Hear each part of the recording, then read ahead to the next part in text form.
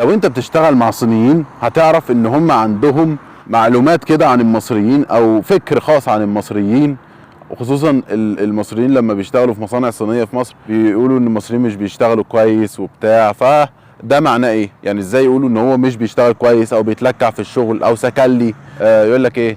他在工作摸鱼了，在工作摸鱼摸 يلمس يو السمك. يعني انت لو فكرت تلمس السمك في بحر اهو قدامك بركه اهو، عايز تلمس سمك، السمك هيجري منك فهتقعد تجري وراه فهتضيع وقت. كل ده عشان يوصل لك لمعنى بتضيع وقت. في سمك قدامك اهو في البحر او في الشط، فانت عايز تلمسه هيجري منك فتقعد تجري وراه فتضيع وقت.